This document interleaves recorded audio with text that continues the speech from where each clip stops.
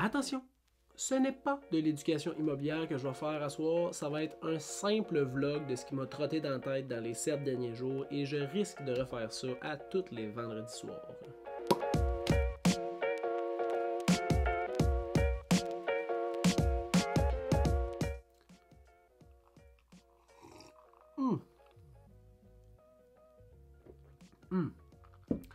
Quasiment comme si j'étais là. Quasiment comme si j'étais là. Fait que les vidéos du vendredi soir, ça va être quelque chose de très quasi. Mon but, c'est pas de vous éduquer, c'est de vous jaser de ce qui s'est passé dans ma semaine, des trucs qui ont été frappants ou des trucs que j'ai appris ou juste des trucs que j'ai le goût de vous dire. Mais cette semaine, dans le tas, il y a une affaire qui m'a totalement choqué. Je te dis, j'étais sur le cul. Je veux dire, j'étais aussi surpris que si tu venais chez nous, tu cognais et tu donnais un coup de pied d'un gosse à mon fils. Je veux dire, j'ai été surpris. Bien surpris. Mais je commencerai pas par ça. Je vais commencer par un article que j'ai lu, je sais pas si c'est la Tribune ou le Journal de Montréal, mais il disait les courtiers se sont donc améliorés avec la COVID, maintenant plus actuelle, plus technologique.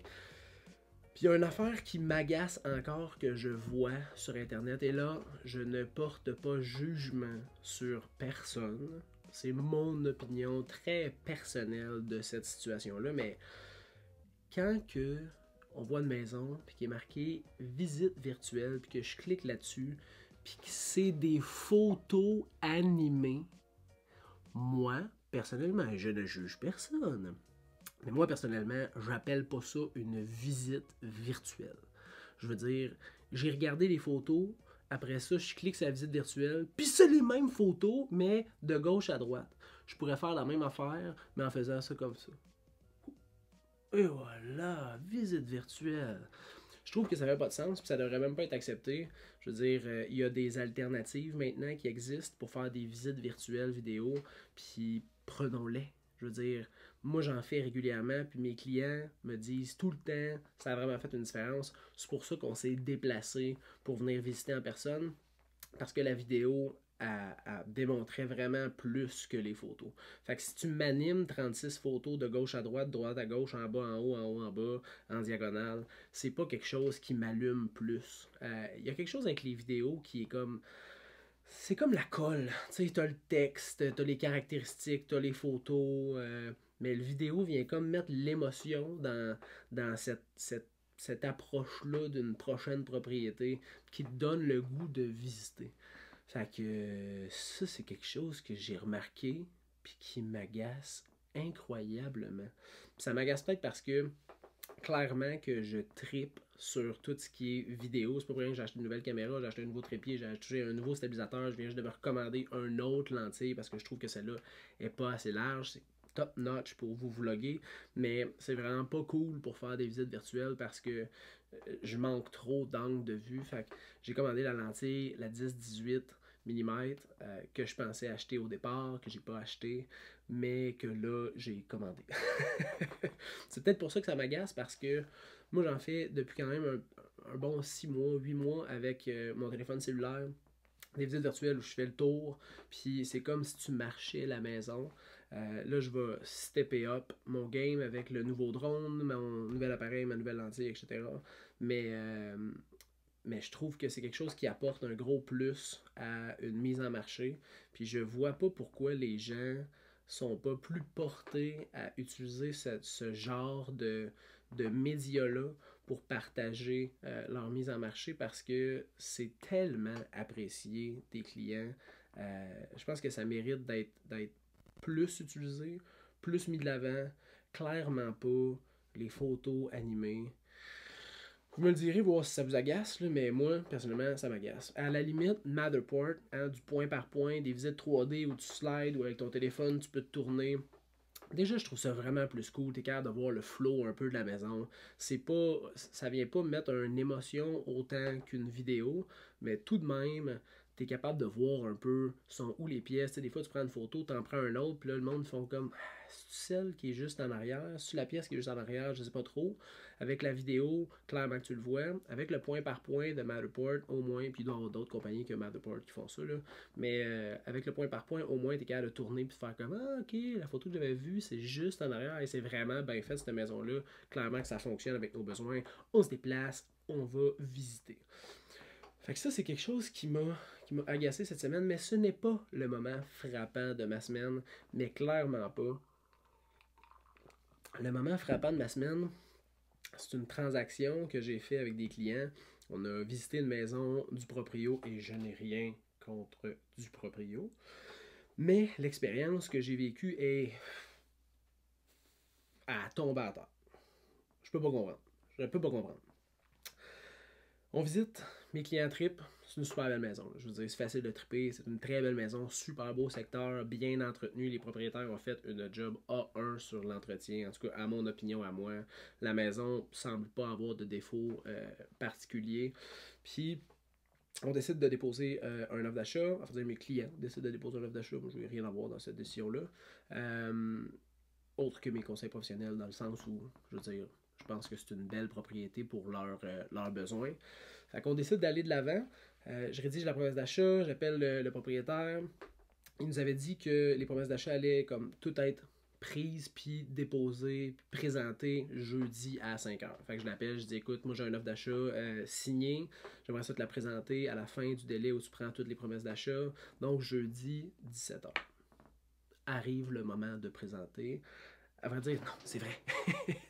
Durant la visite, mes clients demandent as-tu eu d'autres offres? Il dit oui, j'ai déjà eu 4 offres.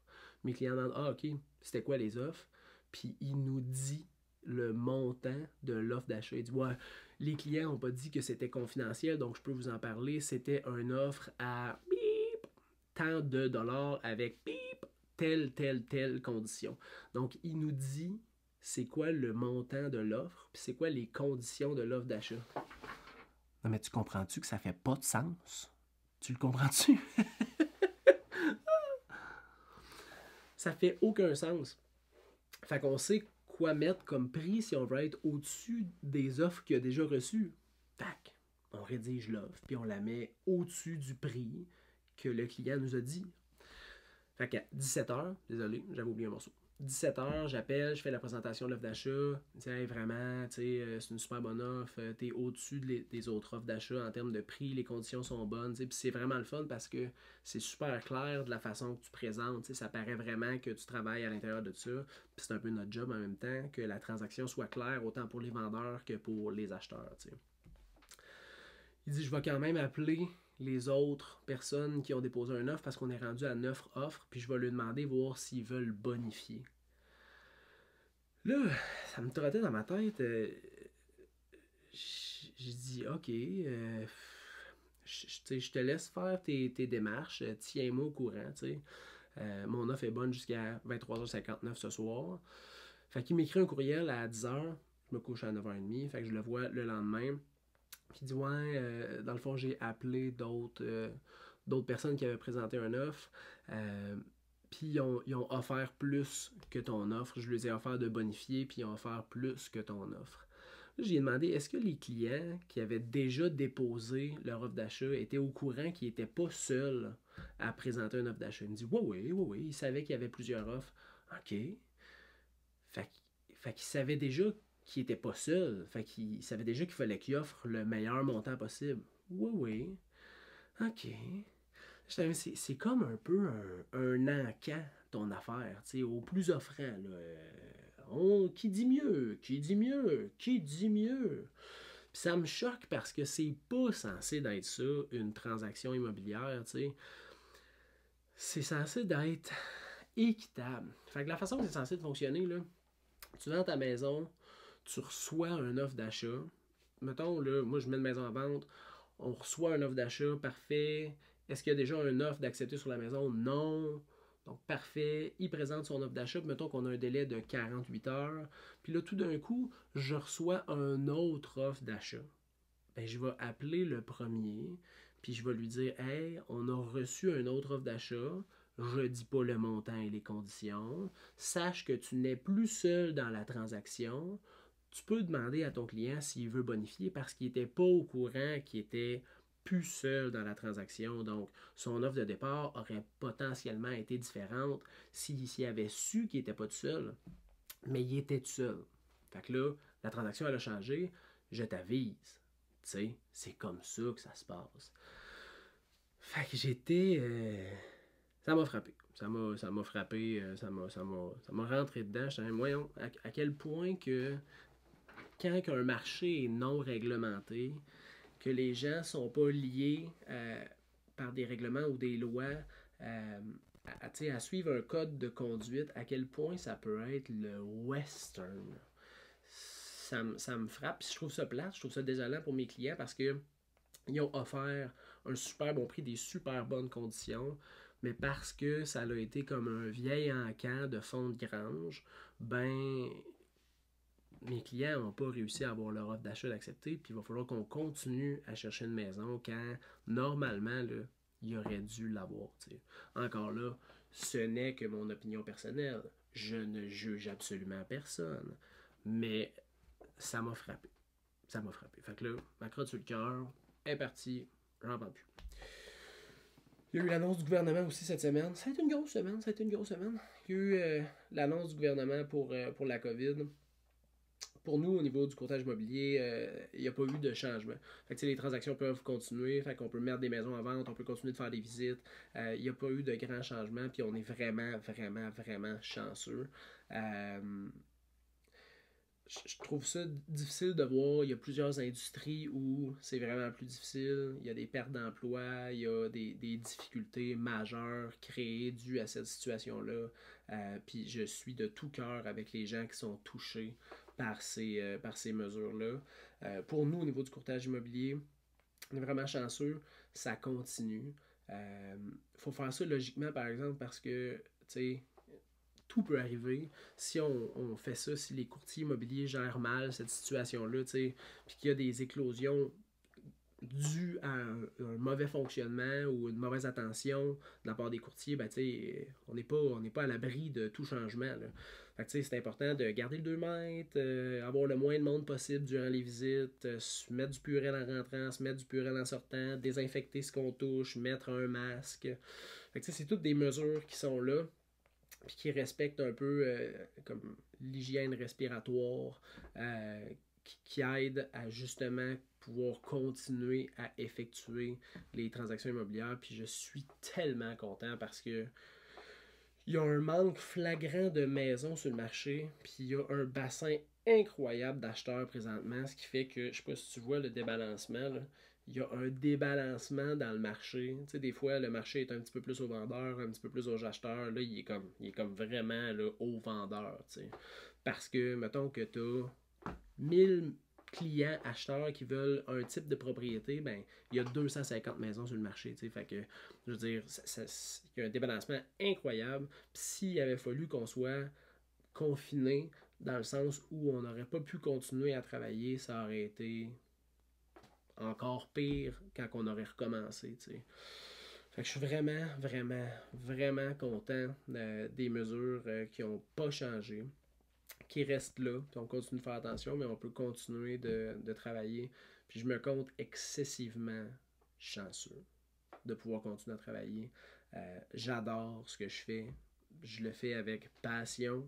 Puis la première fois qu'on a été comme confinés, j'ai trouvé ça tough. C'est le fun parce que j'ai pris ce moment-là, tu sais, pour comme me recadrer, essayer de comprendre ce que je veux faire, puis me grounder vraiment sur ce que j'ai le goût de faire. Moi, j'ai tout le temps fait du courtage à temps partiel, là, je fais du courtage à temps plein, fait que ça m'a permis ça. Mais c'est ça. Nouvelle plate, mais au moins pour mon métier, il n'y a eu aucun changement restrictif, puis je suis vraiment content de ça. Fait que ça fait le tour de ce que j'avais à raconter, cette semaine. Je vais essayer de faire ça à toutes les semaines, sinon aux 2 semaines. Ça va faire différent un peu des capsules qui sont plus comme éducatives. J'ai un métier qui est pété, qui est vraiment le fun, qui me met dans toutes sortes de situations. À chaque semaine, j'ai des trucs à raconter. Je peux malheureusement pas tout le temps vous apporter parce que si je m'en vais dans une maison que j'ai pas en contrat, j'ai pas le droit de filmer à l'intérieur. Fait que tu sais, il y a des réglementations qui m'empêchent de comme vous apporter dans mon quotidien là, régulier. Sinon, je rentrais dans mon char, je dirais OK, je m'en vais à une visite. Je sortirais, je reviendrais. OK, j'ai fait ma visite, c'est ça qui s'est passé. Ça serait un petit peu moins interactif. Fait que je peux pas le faire, mais je peux vous les raconter par exemple. Fait que je vais essayer de faire ça le plus quasi possible, le plus régulier possible. Puis qui sait, si vous avez des trucs que vous voulez savoir, ben, je vous apporterai, puis je les filmerai, ça va me faire un grand plaisir. Sur ce, je vous souhaite un bon vendredi. Moi, c'est un gindredi. Puis je vous souhaite une super bonne fin de semaine. On se revoit la semaine prochaine. Chou bye!